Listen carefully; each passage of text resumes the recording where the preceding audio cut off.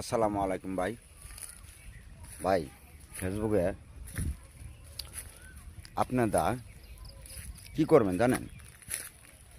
আপনাদের কথা হল কি, আপনারা বেশি বেশি করে কমেন্ট করবেন আর বেশি বেশি অ্যাপ্লাই কমেন্ট করবেন, তাহলে আপনাদের এঙ্গেজমেন্ট বাড়বে।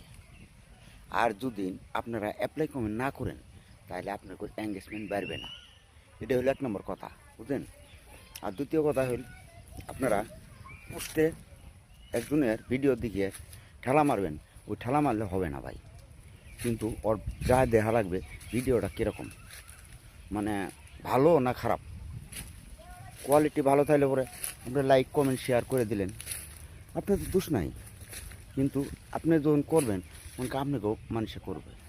ভাই আপনারা ভালো ভালো ভিডিও বানান, ভালো ভালো কন্টিনিউ করেন, তাহলে দেখবেন নিজের এঙ্গেজমেন্ট নিজেই বাড়বে।